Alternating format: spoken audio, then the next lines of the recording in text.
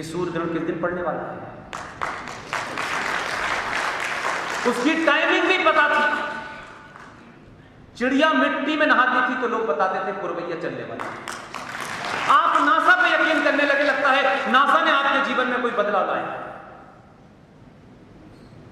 इसलिए सारे जितने भी महाकाल हैं जहां शिव की मूर्ति लगी हुई है, आपको पता है शिव पे पानी क्यों डाला जाता है, दूध क्यों डाला जाता है, लगातार डाला जाता है। इसलिए मैंने कहा कि आपके जीवन में, आपकी आस्थाओं में, परंपराओं में, सरोकारों में सब कुछ, और उसको शब्द देना इसलिए महसूस करना पड़ रहा है मुझे कि शायद आप इसी को समझेंगे, सब कुछ साइंस है। लेकिन आपको कहा ये पोंगा पंडित लोग हैं, क्या सब झूठ पाखंड करते हैं। नहीं, जो जाहिल थे, जो इलिटरेट थे, जो अनपढ़ थे, उन्होंने आप ज्ञानियों को अनपढ़ साबित कर दिया।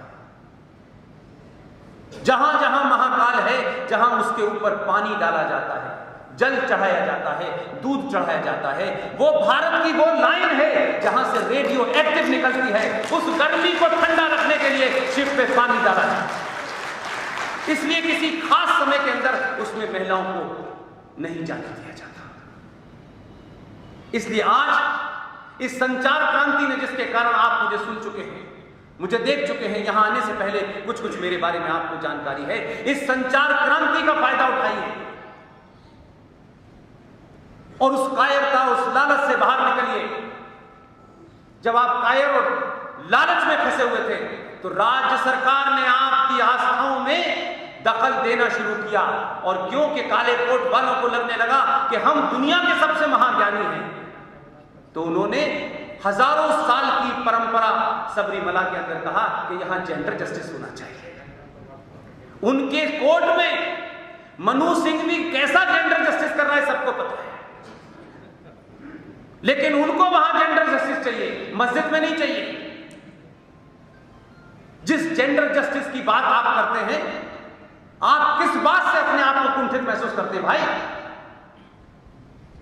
दुनिया का एक मुल्क 244 साल हो गए उसको आजादी हुई, दुनिया की सबसे पुराना लोकतंत्र है, सबसे पुराना लोकतंत्र है,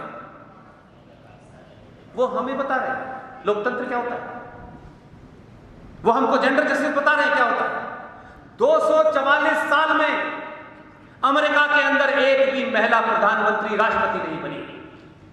हम 70 साल में थे, हमारे यहां 19 साल रह के गई है।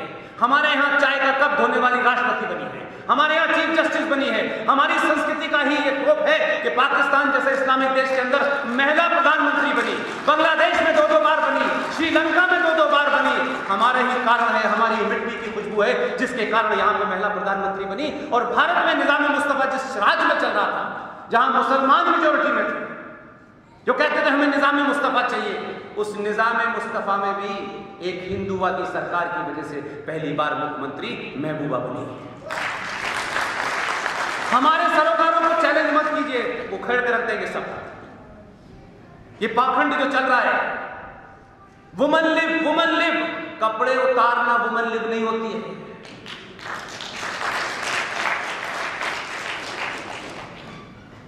जेंडर जस्टिस की बात करते हैं, वुमन लिव की बात करते हैं। हमारे यहां तो हमने और हमारे अनकॉन्शियस माइंड ने यह साबित किया 70 सालों के बाद कि तैमूर की अम्मी ही खूबसूरती की मिसाल है।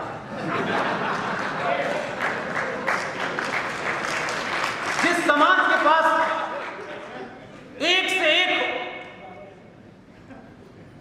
अगर इस देश में खूबसूरती की कोई मिसाल हो सकती है तो छत्रपति शिवाजी की मां जीजाबाई हो सकती है।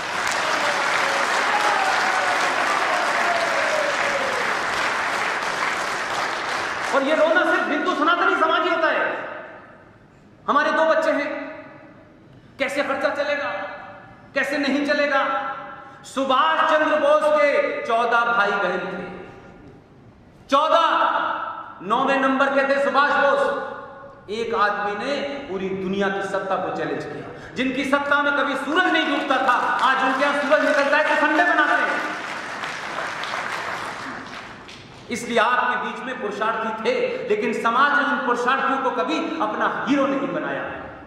इस समाज के सामने एक से एक बड़ा कायर, कोशिश की गई इससे भी बड़ा ढूंढ के कायर लेके आओ। 1920 में, अभी 2 दिन से आप एक घटना के बारे में बहुत सुन रहे होंगे टेलीविजन। 1920 में टर्की में क्या हो रहा था? खिलाफत मूवमेंट चल रहा था। खिलाफत मूवमेंट का मतलब खलीफाओं की हुकूमत, अल्लाह की हुकूमत, निजाम मुस्तफा की हुकूमत। 2020 में गांधी जी ने उस खिलाफत मूवमेंट का समर्थन किया और कहा कि भारत के मुसलमानों को खिलाफत मूवमेंट में हम इसलिए समर्थन करेंगे जिससे ये और बढ़ चढ़ करके हिस्सा लें आजादी में।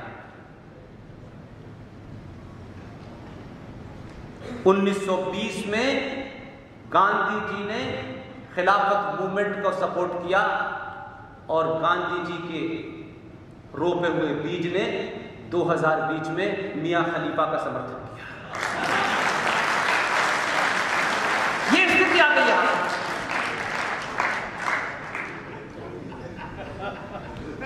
मैं गलत कह रहा हूं, कोई बात नहीं। हम चले थे कहां से कहां आ गए। और जब आपने खिलाफत मूवमेंट का समर्थन किया तो केरला के एक शहर में हिंदुओं का सामूहिक नरसंहार हुआ, मैसिव मैसेकर हुआ। और यह बात मैं नहीं कह रहा, भारतीय राष्ट्रीय कांग्रेस का 1897 का अधिवेशन अमरावती में हुआ था, महाराष्ट्र के। 1897 के अधिवेशन की अध्यक्षता सर सी शंकरन नायर साहब कर रहे थे। सर सी शंकरन नायर साहब 1908 में मद्रास हाईकोर्ट के जज बने। उन्होंने एक किताब लिखी है, उस किताब के टाइटल से आपको समझ में आ जाएगा किताब के अंदर क्या होता है। ऐसी किताबें बड़ी ढूंढनी पड़ती है भाई साहब, बड़ी मशक्कत करनी पड़ती है, क्योंकि उनके वंशजों ने इन किताबों को छोड़े नहीं। उस किताब का नाम है गांधी एंड अनार्की। उसके पेज नंबर 132 के ऊपर अपेंडिक्स 3 मालाबार एगोनी के नाम से किसने आर्टिकल लिखा है पता है आपको? जो खातून विदेश से आई थी 1917 में, भारतीय राष्ट्रीय कांग्रेस की अध्यक्ष थी, एनी बेसेंट ने लिखा है। और पूरी घटना लिखी है, मोपला में हिंदुओं को कैसे मारा गया।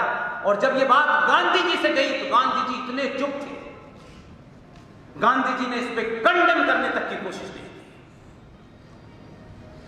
गांधी जी ने कहा हमें मुसलमानों का दिल जीतना है।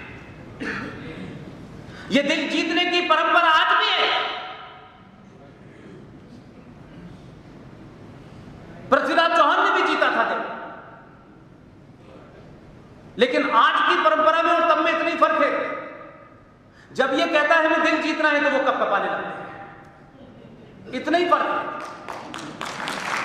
जितनी जोर से कहता है सबका साथ, सबका विकास, सबका विश्वास, उनको पता है किसका विश्वास, वो डर जाते भाई सब नहीं चाहिए। यही होना चाहिए। एक राजा को राजा की भाषा बोलनी चाहिए। ये राजा को संत बनाने की बीमारी हमारे दिमाग में क्यों है भाई? वो राजनीति करने गए, उससे हम चाहते हैं वो संत की तरह बात करें। ये संतों का काम है भाई, लेकिन संत राजनीति कर रहे हैं और राजनीति करने वाले से कह रहे तुम संत हो जाओ। हम उल्टी बात कर रहे हैं। पहली बार वो दोनों भूमिका में खड़ा हुआ है। और मैं एक पॉलिटिकल साइंस के स्टूडेंट की हैसियत में नहीं देखता, एक सोशियोलॉजी के स्टूडेंट की हैसियत में देखता हूं।